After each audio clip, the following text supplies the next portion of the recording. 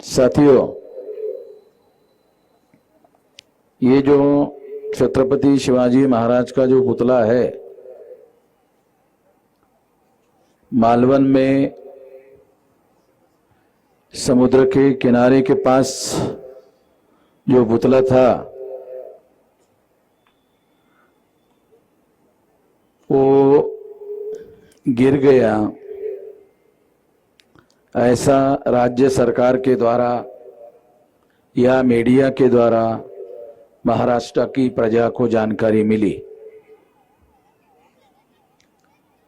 मगर जो जानकारी हम लोगों को रिसर्च करने के आधार पर उपलब्ध हुई, उसके आधार पर ये कहा जा सकता है कि ये पुतला गिरा नहीं, बल्कि योजनाबद्ध तरीके से प्लान बनाकर इसे गिराया गया और गिराने के लिए प्रारंभ से, शुरू से प्लान बनाकर काम किया गया। अगर इसके संबंध में सबूत के तौर पर कुछ बातें बताई जाए तो उसमें सबसे पहले जो सबूत के तौर पर बात बताई जा सकती है, वो बात ये है कि इस पुतले को मीडिया के द्वारा जो जानकारी हमें मिली, उसके अनुसार आपटे नाम के ब्राह्मण को ये पुतला बनाने की जिम्मेदारी दिया जाना, मैं प्लानिंग के तहत, षड्यंत्र के तहत ये योजनाबद्ध तरीके से ये पुतला गिराने की योजना बनाकर उस योजना का ही हिस्सा है कि आपटे को ये पुतला बनाने की जिम्मेदारी दी गई। दूसरी जो रिसर्च में हमें जानकारी मिली, ये जो आपटे है, जहां उसकी पढ़ाई लिखाई हुई और शिल्प कला का उसने कोर्स किया, डिग्री हासिल की, ऐसी कोई डिग्री जिस कॉलेज में इनकी पढ़ाई हुई, आपटे की पढ़ाई हुई, उसमें पुतला बनाने से संबंधित कोई शिल्प कला पढ़ाई ही नहीं जाती है।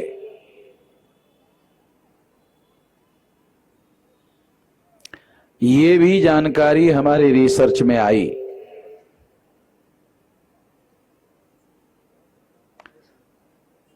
और जो षड्यंत्र पुतले से संबंधित किया गया, मैं ऐसा मानता हूं कि यदि उस कॉलेज में इस तरह के पुतले का या शिल्प कला का कोई कोर्स ही नहीं है, वहां उसकी पढ़ाई हुई, ऐसा बताया जाता है। जो कला संचालक है, उससे पुतले की अनुमति लेनी चाहिए थी। मैं सबूत के तौर पर आप लोगों को बातें बता रहा हूं जो मैं कहना चाहता हूं। लेनी चाहिए थी अनुमति, अनुमति नहीं ली गई। ऐसा कला संचालन के जो लोग हैं वो खुद कह रहे। इसका मतलब ये है, ये तमाम सारी बातों को अगर जोड़कर हम लोग देखते हैं, अगर ये सारे तथ्य को जोड़ करके देखते हैं, तो मुझे ऐसा लगता है कि ये पुतला बिठाना जल्दबाजी में नरेंद्र मोदी के हाथों उसका उद्घाटन करना और फिर 6 महीने में वो पुतला गिरा देने का प्लानिंग बनाकर ही ऐसा किया हो सकता है, ऐसा लगता है। अब फिर बड़ा सवाल, दूसरा सवाल पैदा होता है, बड़ा सवाल हमारे सामने आता है। वो सवाल क्या है कि शिवाजी महाराज का पुतला इस तरीके से प्लानिंग बनाना ताकि वो गिर जाए और ऐसे समय में गिर जाए कि उसके बाद 5-6 महीने में महाराष्ट्र का विधानसभा का चुनाव हो। अगर ये सारी बातों को अगर हम जोड़कर देखें तो इसका संबंध चुनाव के साथ में है, विधानसभा के चुनाव के साथ में है।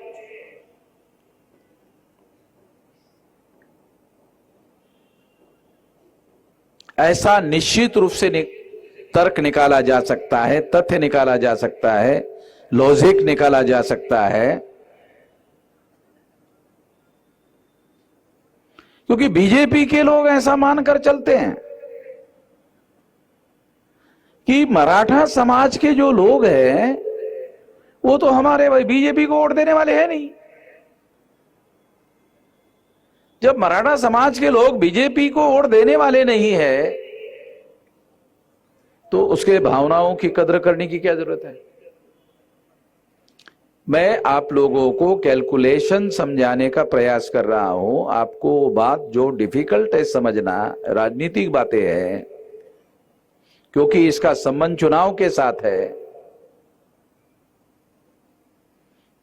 मराठा समाज के लोग भाजपा को वोट देने वाले नहीं है, और अगर ये पुतला गिरा दिया जाता है, प्लानिंग बनाकर, योजना बनाकर गिरा दिया जाता है, तो महाराष्ट्र में मराठा समाज के लोगों की विरोध में प्रतिक्रिया होगी, रिएक्शन होगा। जिन्होंने प्लानिंग बनाया उनके दिमाग में सोच है कि इसकी रिएक्शन होगी, महाराष्ट्र में बड़े पैमाने पर रिएक्शन होगी, मराठा लोगों की रिएक्शन होगी। अगर मराठा लोगों की रिएक्शन होगी तो इसके विरोध में मराठा विरोधी ओबीसी की रिएक्शन होगी। भारतीय जनता पार्टी के लोगों ने ओबीसी के लिए कुछ किया तो है नहीं कि विधानसभा के चुनाव में ओबीसी के वोट करने के आधार पर उनको मिल सके, ऐसा कुछ काम तो किया नहीं। फिर अगर मराठा का भी वोट नहीं मिलता, ओबीसी का भी वोट नहीं मिलता, तो इस परिस्थिति में चुनाव कैसे जीता जाए।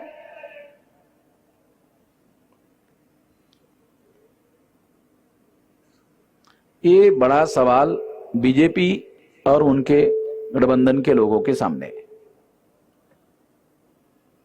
इसलिए ये पुतला गिराने की साजिश और पुतला गिराने की योजना बनाई गई ताकि मराठा लोग प्रतिक्रिया करें, और मराठा लोग जितना ज्यादा प्रतिक्रिया करेंगे उस अनुपात में ओबीसी की मराठा के विरोध में प्रतिक्रिया निर्माण कराई जाए, और मराठा विरोध में जो प्रतिक्रिया होगी उसका चुनाव में इस्तेमाल किया जाए।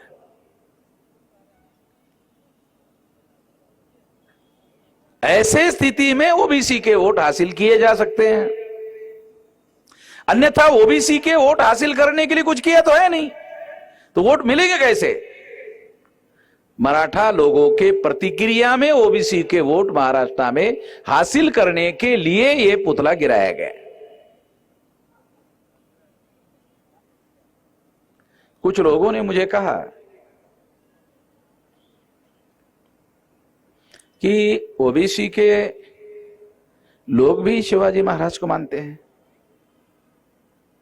हाँ, मैंने कहा ये बराबर है, ओबीसी के लोग भी शिवाजी महाराज को मानते हैं, मगर राजनीति में मराठा विरुद्ध ओबीसी की प्रतिक्रिया निर्माण भी होती है, हुई है, ये भी है, ये भी परिस्थिति है।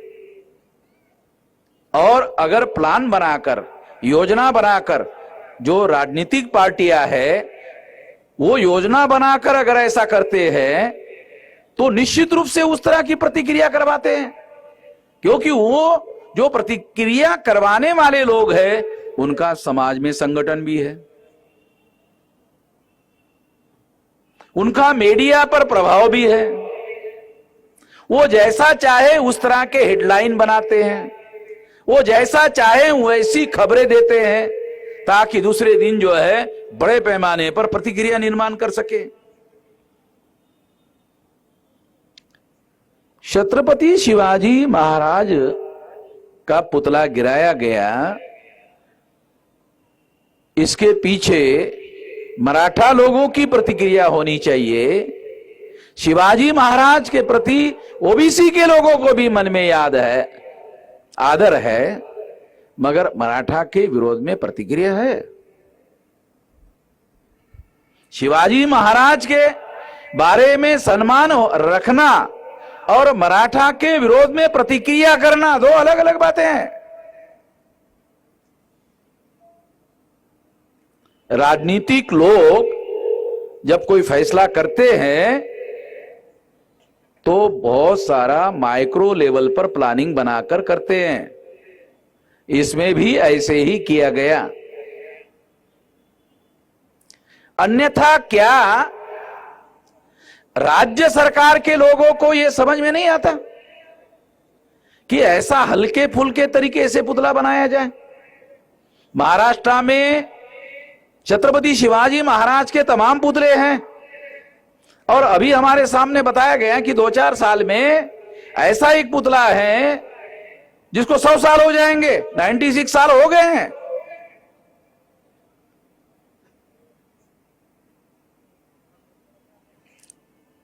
कैलकुलेट करके चुनाव के पहले योजना बनाकर ये पुतला बनाया गया, जल्दबाजी में नरेंद्र मोदी के द्वारा उसका उद्घाटन करवाया गया।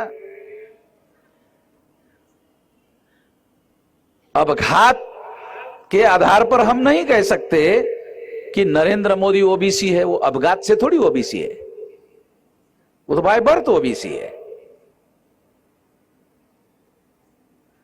छत्रपति शिवाजी महाराज का पुतला और उसका उद्घाटन करने के लिए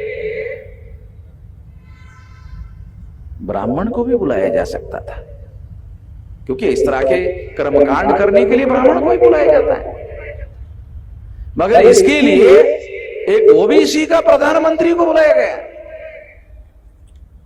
ओबीसी की प्रतिक्रिया के साथ इसका संबंध जोड़कर देखा जाए तो निश्चित रूप से एक कैलकुलेशन और ज्यादा समझ में आने के लिए सुटेबल होता है।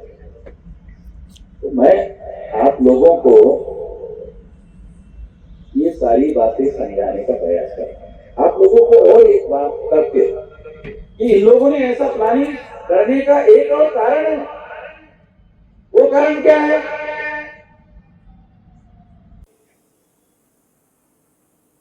महाराष्ट्र में लोकसभा की 48 सीटें हैं।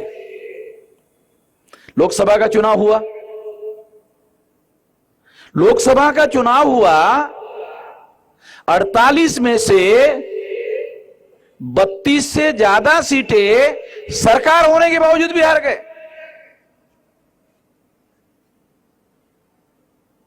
मुझे लगता है हमारे लोगों को ठीक से जानकारी है। ये लगभग 33 सीटें, 48 में से 33 सीटें बीजेपी और गठबंधन हार गई। अगर इसी का कैलकुलेशन विधानसभा में रिपीट होता है तो बीजेपी चुनाव हार जाएगी। समझने के लिए बीजेपी के लोगों को कोई पंचांग देखने की जरूरत नहीं है। अगर मान लो 300 सीटें हैं तो इनके विरोधी वालों को 200 सीटें मिलेगी, ऐसा उसका अर्थ होता है। 288 विधानसभा की सीटें है ही ऑलरेडी, तो राउंड अबाउट 300 सीटें विधानसभा की। तो ये सारा पॉलिटिकल कैलकुलेशन है। चुनाव हारना भी एक बहुत बड़ी वजह है। लोकसभा का चुनाव हारना भी एक बहुत बड़ी वजह है इस तरह का।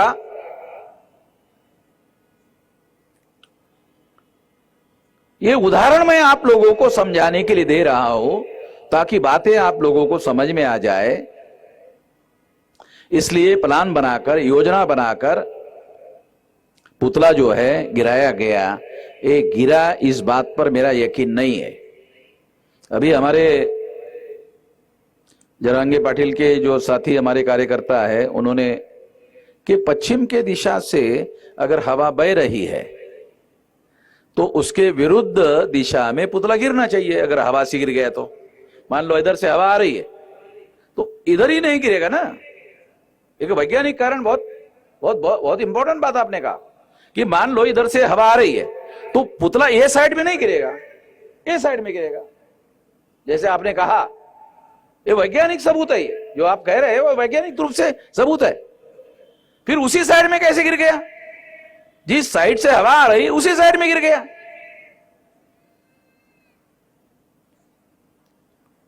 तो निश्चित रूप से मैं ऐसा मानता हूं ये पॉलिटिकल कैलकुलेशन है।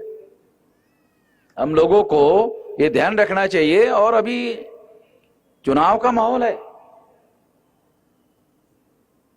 ये बातें ध्यान में रखने के बाद हम लोगों को निश्चित रूप से ये बात समझ में आती है कि ये योजनाबद्ध तरीके से ये पुतला गिराया गया ताकि मराठा लोग इसके विरोध में प्रतिक्रिया करें और प्रतिक्रिया करने के बाद ओबीसी लोग मराठा के विरोध में प्रतिक्रिया करें।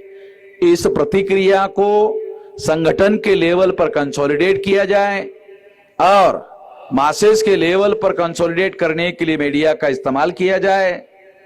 ये सारी योजना बनाकर, प्लान बनाकर ये पुतला गिराया गया।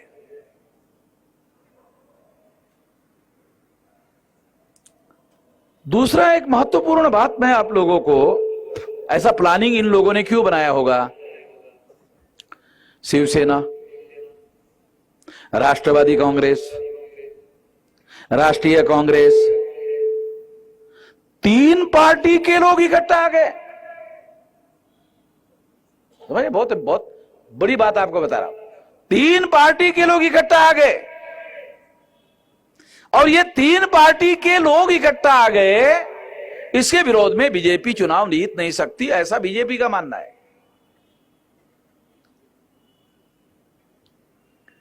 तो बीजेपी के जो लोग हैं वो चुपचाप बैठ जाएंगे और चुनाव के पहले ही हार मान जाएंगे, ऐसा तो नहीं हो सकता।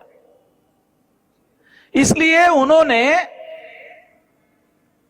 एक कहावत भी है, मरता क्या नहीं करता, मरता क्या नहीं करता। तो ये चुनाव हार ही रहे हैं, तो जो हारने वाले लोग हैं वो पूरी कोशिश करते हैं कि चुनाव जीता जाए।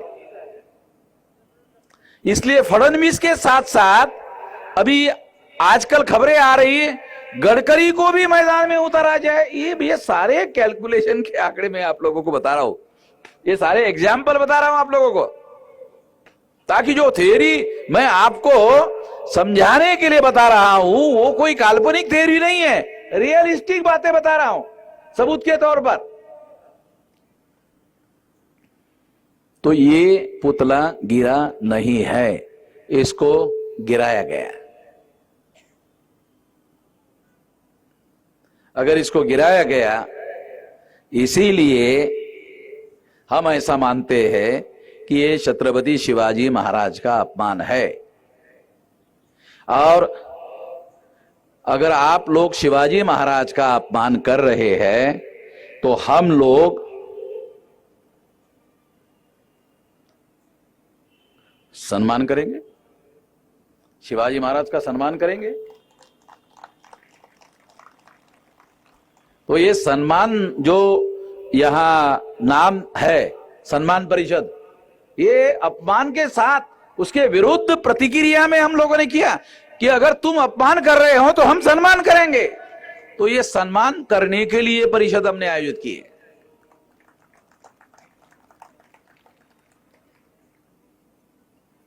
एक और बात आप लोगों को, क्योंकि बहुत सारी बातें हैं जिससे ये बात प्रमाणित की जा सकती है।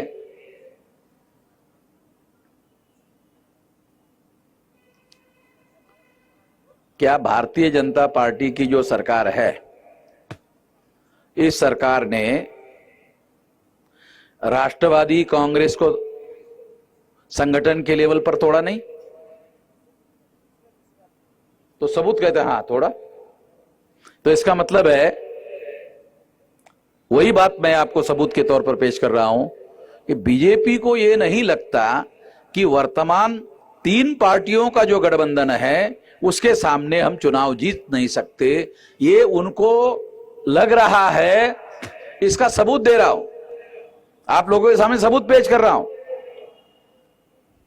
राष्ट्रवादी को तोड़ा, राष्ट्रवादी को तोड़ा, मुझे बड़ा दुख हुआ, इसके लिए नहीं बता रहा हूं मैं आपको। एक बात जो सिद्धांत मैं बता रहा हूं उसका समर्थन करने वाले सबूत पेश कर रहा हूं आप लोगों के सामने कि उन्होंने राष्ट्रवादी को तोड़ा, फिर उन्होंने शिवसेना को तोड़ा है, राष्ट्रवादी को तोड़ा, शिवसेना को तोड़ा।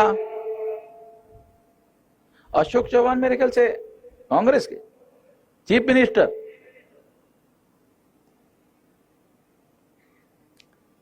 ये कांग्रेस के जो लोग हैं वो ऐसा मानते थे कि शंकरराव चौहान के जो लोग हैं वो निष्ठावंत वाली जो थ्योरी है, निष्ठावंत थ्योरी में वो लोग आते हैं।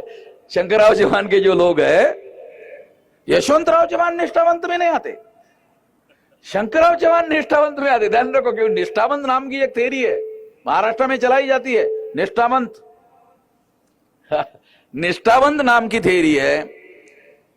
यशवंतराव चौहान निष्ठावंत की लिस्ट में नहीं है, पवार साहब भी नहीं है, पवार साहब भी नहीं निष्ठावंत। क्यों? कांग्रेस में थे, कांग्रेस से तोड़ ताड़ कर बाहर आ गए तो निष्ठावंत की लिस्ट से है नहीं।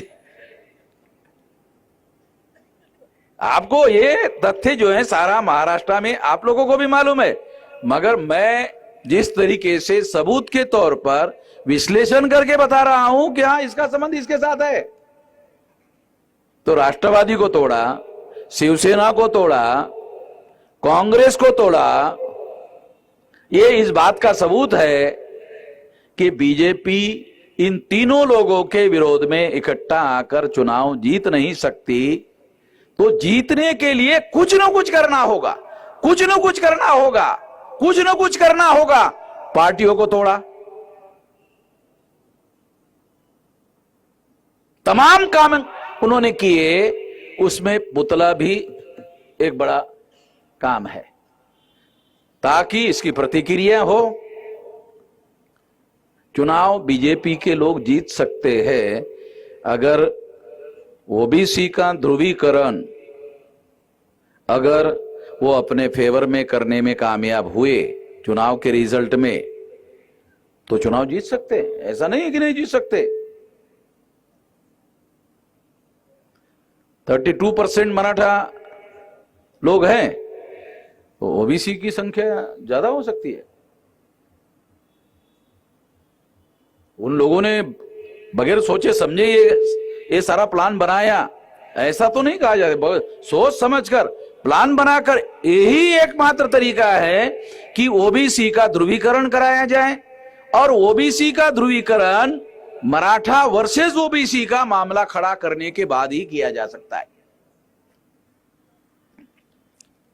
तो ये योजनाबद्ध तरीके से ऐसा किया गया है, ऐसा मेरा मानना है। और इसका संबंध चुनाव के साथ जुड़ा हुआ है, इसलिए हमें ये चुनाव की बातों को सही तरीके से समझना बहुत ज्यादा जरूरी है। इसलिए ये बातें मैं आप लोगों को समझा रहा हूं। इसमें एक मुद्दा हिंदू मुसलमान वाला भी है। अगर मान लो शिवाजी महाराज का पुतला गिर गया, अगर इस थ्योरी को हम मानते तो इन लोगों को शायद अवसर नहीं मिला, नहीं तो वो ऐसा प्रचार कर सकते थे, मुसलमान ने गिराया और मामला हिंदू मुसलमान का कर दिया जाए। अगर हिंदू मुसलमान का कर दिया जाए तो ब्राह्मणों की संख्या सारे देश भर में 3.5% है, महाराष्ट्र में 1.5% है। चुनाव जीतने के लिए एडल्ट फ्रेंचाइज को समझे बगैर ये बात समझ में नहीं आती। महाराष्ट्र में ब्राह्मणों की संख्या 1.5% है, ऑल इंडिया में 3.5% है। 3.5% वोटों के आधार पर ब्राह्मण ग्राम पंचायत में भी चुनाव नहीं जीत सकता, तो देश की पंचायत में कैसे चुनाव जीतेगा? नहीं जीत सकता। हिंदू मुसलमान की जो थ्योरी है, इससे चुनाव जीता जा सके, चुनाव जीतने में उनको कामयाबी मिल सकती है।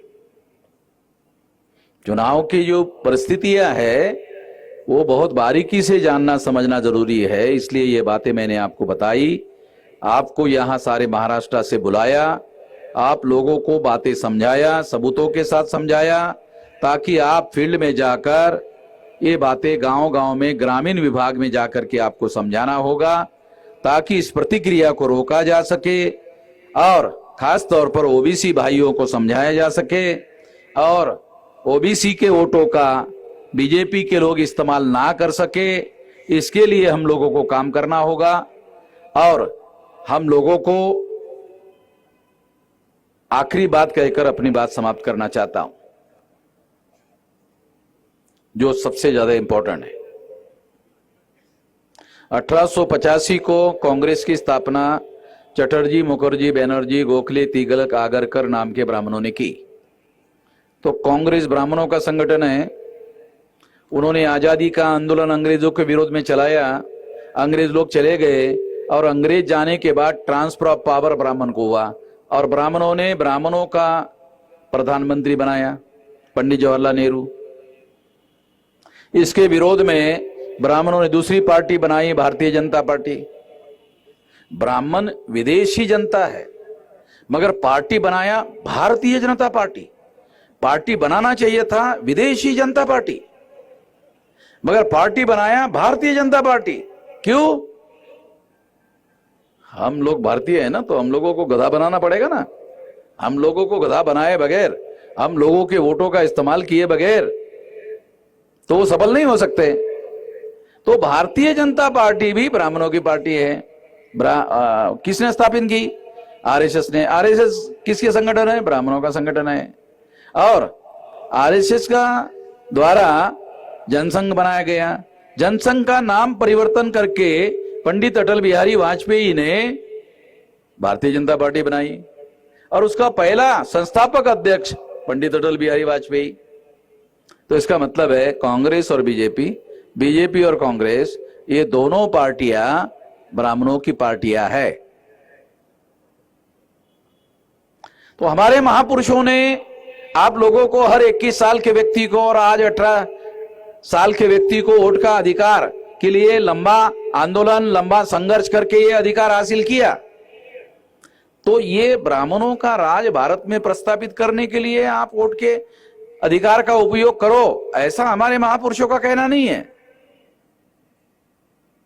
तो आपको अपना विकल्प खड़ा करना होगा।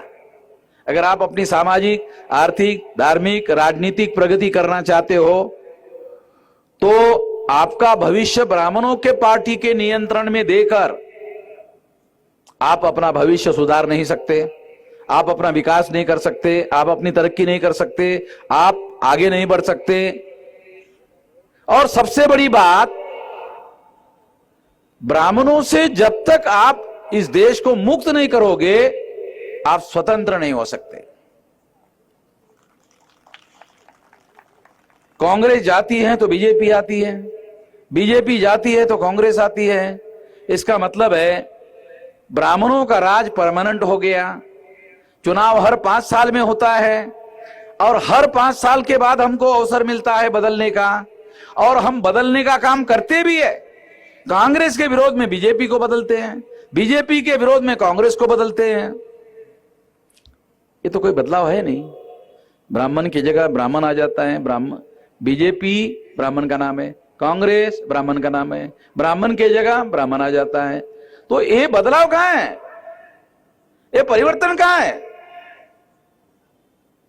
अगर ब्राह्मण के विरोध में किसी बहुजन को लाते हो, एससी एसटी ओबीसी के लोगों को लाते हो, और इनका कम से कम पहले नंबर की शक्ति अगर आप निर्माण नहीं करते हो, दूसरे नंबर की शक्ति निर्माण नहीं करते हो, तो कम से कम तीसरे नंबर की तो शक्ति निर्माण करो।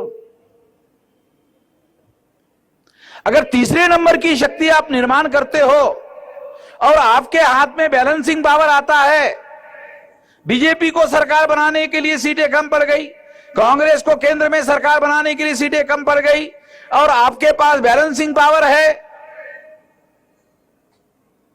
कम से कम इतना तो करो।